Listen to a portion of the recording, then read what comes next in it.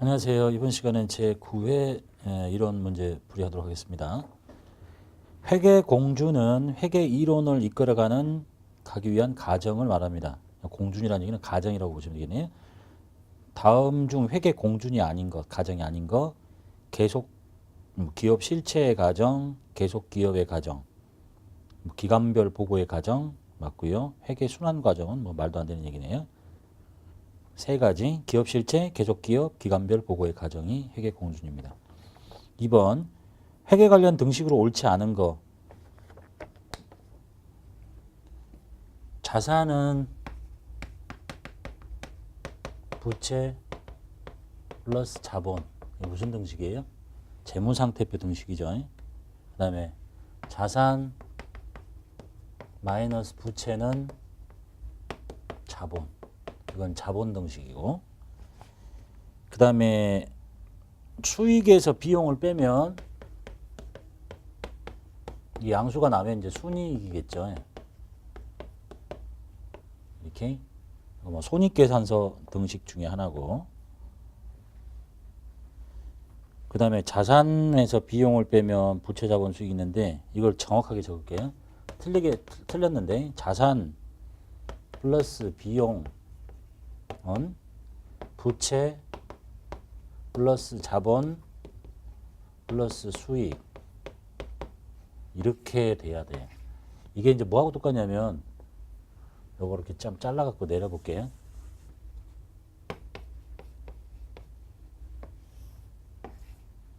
이렇게 이게 이제 시산표 등식인데 이거 자산 부채 자본 재무상태표 등식이잖아요. 수익 비용인데 이쪽이 이제 작으면 순이익이고 이게 손익계산서 등식이죠. 이걸 이제 다 붙이면 이렇게 한 걸 보고 시산표 등식이라고 그래요. 근데 보다 더 정확하게 하려면 여기는 여기 기말자산, 기말부채, 여기 기초자본 이렇게 쓰는 게 시산표 등식입니다. 그래서 뭐 비슷하게 얘하고 비슷하게 생겼는데 비용이 빼기로 돼 있으니까 일단 틀렸다는 얘기네요. 3번 다음 중 영업 외 비용으로 분류할 수 있는 계정 과목. 기부금이 영업의 비용이죠. 광고 선전비는 판매비와 관리비, 수도 강렬비도 판매비와 관리비, 매출원가는 영업 비용이고. 4번 다음에서 제시한 거래 요소의 결합 관계에 해당되는 것. 부채가 감소하면서 자산이 감소한 걸 찾으래요. 분개를 해보면 되겠죠. 정기 예금을 만기에 현금으로 인출합니다. 현금 들어왔죠? 그리고 정기 예금이 없어지죠. 자산이 증가하고 자산이 감소하는 거예요. 은행의 차입금을 상환한대요. 차입금이라는 부채가 없어지고 부채 감소, 현금으로 갚았죠. 자산이 감소. 이게 답이네요. 상품을 외상으로 사온대요. 자산의 증가, 부채의 증가. 네 번째, 사무실 임차료를 현금으로 준대요. 임차료 또는 뭐 지급 임차료, 비용, 현금, 자산 감소. 문제 5번. 기계장치의 순장부 금액, 기말 순장부 금액이란 얘기는 취득 원가에서 감가상각 누계액을 뺀 금액을 찾으란 얘기네요. 7월 1일에 기계장치를 200만 원에 구입했어요. 그럼 기계장치에 200만 원 이렇게 있을 거고, 그럼 이제 7월 1일에 샀기 때문에 12월 달에 감가상각을 할 거예요. 정액법으로 상각을 한대요. 취득원가 200만 원짜리를 잔존가치는 없다고 하고 나누기 또는 곱하기 내용연수는 5년 5분의 1 이렇게 하면 1년치니까 7월 달에 취득했잖아요. 곱하기 12분의 7, 8, 9, 10, 11, 12 6개월 이렇게 계산하면 20만 원이 나오는데 5, 4, 20만 원 이렇게. 그럼 이제 이게 연도 말에 감가상각비죠. 그 금액만큼 감가상각 누계액일 거니까 감가상각 누계액이 여기에 20만 원이 붙어서 뺄 거예요. 그러면 순장부 금액은 180만 원이 되겠습니다. 문제 6번. 다음 거래의 분계로 옳은 것. 유휴 자금을 단기간 활용할 목적으로 시장성 있는 A 회사의 주식 100주를 샀어요. 그럼 뭐라고 해야 되겠어요? 단기 매매 증권이라고 해야지. 단기 매매 증권. 액면가는 필요 없는 거예요. 100주. 공정가치로 좋을 거니까. 100주를 7,000원에 샀어요. 그러면 여기다가 7,000원씩 곱하기 100주를 적어주면 되고 70만 원이네. 수수료 합쳐서 통장에서 나갔대요. 보통예금 빼고 여기는 지급 수수료 비용 처리하는 거예요. 원가에 안 더하고. 답은 네 번째 것이 되겠네요. 문제 7번 보겠습니다. 다음은 주식회사 한공의 재무이사인 오상무와 회계 담당자인 박 과장의 대화인데 주 서울의 부도로 인한 회계 처리로 오른 거. 오늘 매출거래처 주 서울이 최종 부도 처리되었습니다. 주 서울에 대한 미회수 채권이 100만 원 있어요. 채권이 100만 원 있는데 현재 설정되어 있는 대손 충당금 잔액은 얼마입니까? 대손 충당금이 50만 원 있더래요.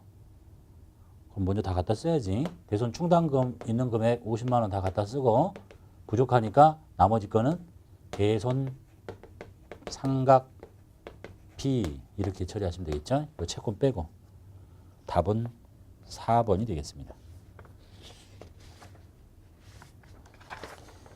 8번 볼게요. 다음 자료에 의해서 선입선출법과 후입선출법에 따라 상품의 기말 재고액을 계산하시래요. 얘가 10개 만원짜리, 20개 12,000원짜리. 자, 그래서 매출을 합니다.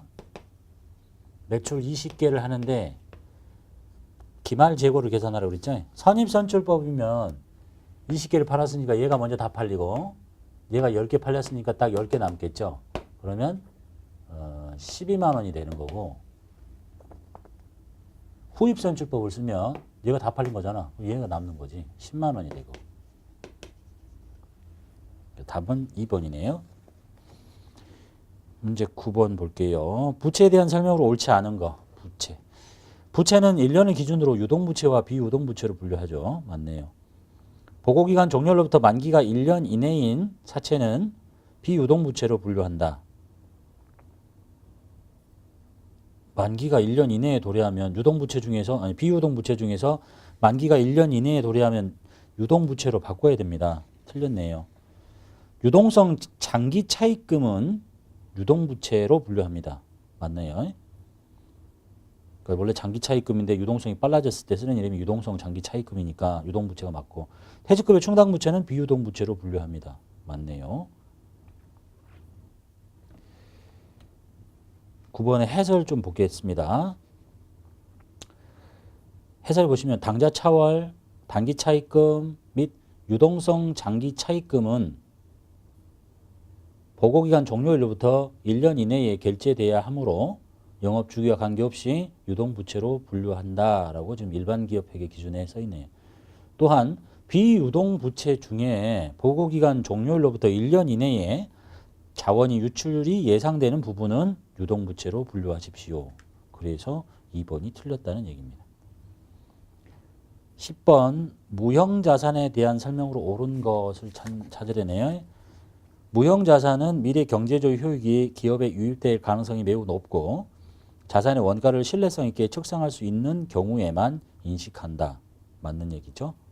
그 다음에 무형자산의 상각 방법은 정액법만 인정되는 게 아니라 나머지 것도 다 인정이 됩니다. 합리적인 방법을 정할 수 없을 때 정액법을 쓰는 거고 무형자산의 상각기간은 어떠한 경우라도 20년을 초과할 수 없다. 틀렸네요. 관계 법령이나 계약이 정해진 경우를 빼고는 20년을 초과할 수 없다. 이렇게 돼 있으니까. 그 다음에 사용을 중지하고 처분을 위해서 보유하고 있는 무형자산은 상각을 하지 않습니다. 해설을 좀 보셔야 되겠어요. 일반기업회계기준 제11장 무형자산 편에 나온 얘기 이제 이 이후로 나오면 여기 있는 것들을 또 갖고 낼 거니까 한번 보셔야 되겠죠. 11-26 무형자산의 상각기간은 독점적, 배타적인 권리를 부여하고 있는 관계 법령이나 계약에 정해진 경우를 제외하고는 20년을 초과할 수 없다. 그러니까 그렇게 관계 법령이나 계약이 정해졌으면 초과할 수도 있다는 얘기니까. 그 다음에 사용을 중지하고 처분을 위해서 보유하고 있는 무형자산은 쓰다가 사용을 중단하고 처분하려고 갖고 있다. 이런 자산은 사용을 중지한 시점의 장부 금액으로 표시한다.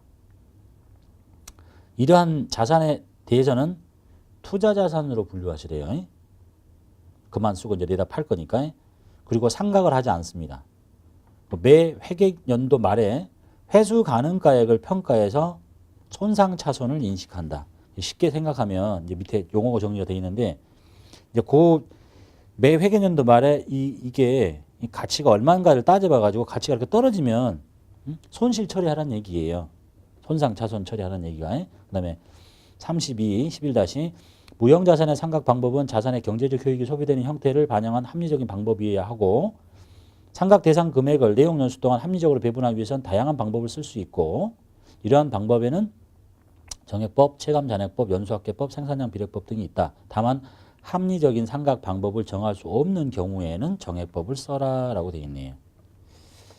그 다음에 용어 정의 중에서 좀 어려운 단어들인데 몇 가지만 봅시다. 회수 가능가액, 회수 가능액. 아까 저 위에서 매 회계연도 말에 회수 가능액을 평가해서 손상차손을 인식하라고 그랬거든요. 이게 회수 가능액이 뭐냐? 기준서에 있는 얘기인데 이 회수 가능액은 둘 중에 큰 거를 말합니다. 순공정가치, 그 다음에 사용가치. 요거하고 요거 중에 큰 거를 회수 가능액이라고 하는데 이것도 뭐냐 그러면 순공정가치는 합리적 판단력과 거래 의사가 있는 독립된 당사자 사이의 거래에서 자산을 내다 팔 때 수취할 수 있는 금액. 그러니까 정상적인 사람들끼리 사고 팔 때 받을 수 있는 금액에서 이걸 내다 팔 때 들어간 비용을 뺀 거. 그걸 보고 쉽게 말하면 시가 이렇게 보시면 돼요. 시가. 그러니까 팔 사람은 비싸게, 살 사람은 싸게. 만난 가격인데 거기에서 받을 수 있는 돈에서 내다 팔 때 들어간 돈을 뺀 거. 이게 순공정가치. 그 다음에 사용가치는 이 자산에서 창출될 것으로 기대되는 미래 현금 흐름의 가치. 즉 내가 이 자산을 계속 쓰면서 창출될 것 같은 것들을 모두 다 현재 가치로 환산한 거. 그러니까 이게 지금 무형자산인데 이런 거 아니에요? 무형자산인데 공정가치라는 얘기는 이 자산을 내다 팔 때 받을 수 있는 돈. 거기서 비용 빼고. 근데 이거는 이 자산을 계속 씀으로써 창출될 것의 현재 가치. 둘 중에 큰 것이 회수 가능액이다. 그 다음에 손상차손은 뭐냐? 자산의 장부 금액이 회수 가능가액을 초과하는 금액. 말이 좀 어렵죠? 자산의 장부 금액이 이걸 초과한데 그렇다는 얘기는 장부 금액 밑으로 이렇게 떨어진다는 얘기예요. 가치가. 얘가 크니까. 초과하는 금액을 손상차손이라고 합니다. 즉 가치가 떨어졌다. 나머지 뭐 현금 창출 단위 한번 읽어보시고. 그 다음에 11번 볼게요. 지출결의서 1부인데 회계처리 개정감으로 옳은 것은 무엇입니까? 업무와 관련해서 임직원 교육을 위한 온라인 강의 수강료를 청구합니다. 라고 되어 있죠? 뭐겠어요? 교육 훈련비라고 하시면 되겠네요. 12번. 가부터 다의 거래를 분개할 때 차변의 개정과목. 거래처로부터 전기 말에 차입한 1억 원을 갚습니다. 차변이라고 그랬죠. 왼쪽에 1억 원을 갚아요. 거래처로부터 전기 말에 차입한 1억 원을 갚아. 그러면 왼쪽에 뭘 적혀야 되겠어요? 차입금이라는 부채를 없애야 되겠죠. 만기 6개월짜리니까 단기 차입금을 없애면 되겠네요. 이렇게 하고 갚아. 투자 목적으로 건물을 취득했어요. 그러면 여기는 투자 부동산이라고 합니다. 제품을 개발에 필요한 특허 기술을 구입했어요. 특허권. 무형자산이겠죠. 13번 문제. 기말 자본을 구하시렵니다. 기말 자본. 기말 자본을 구하려면 기초 자본에서 기초 자본이 1억 원이네요. 여기다가 추가 출자를 더해야 되겠죠? 5천만 원 출자했네요. 돈 빼갔네요. 인출금 빼야 되겠죠? 2천만 원. 순이익 났네요. 더해야 되겠죠?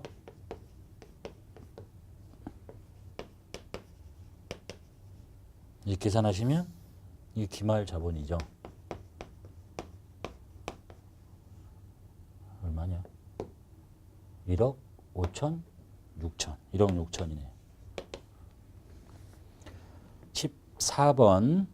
다음은 도매업을 영위하는 한공의 영업활동 분석에 대한 대화 장면인데 가에 들어갈 거. 영업이익은 전기보다 증가했는데 당기순이익이 크게 감소한 원인이 무엇인가요? 네, 당기순이익의 감소는 그거 가로의 원인입니다. 영업이익, 저기 이제 위에 매출액부터 시작을 해가지고 매출 원가 빼고 매출 총이익이라고 하고 여기서 판매비와 관리비 빼고 여기가 영업이익이죠. 영업이익은 증가했는데 왜 순이익이 줄었냐. 여기다가 이제 영업외 수익을 더하고 영업외 비용을 뺄 거 아니에요. 그럼 내려가면 이제 당기순이익일 텐데 이게 늘었는데 왜 이게 줄었냐. 그럼 얘가 큰 거지. 영업의 비용이 커진 거예요.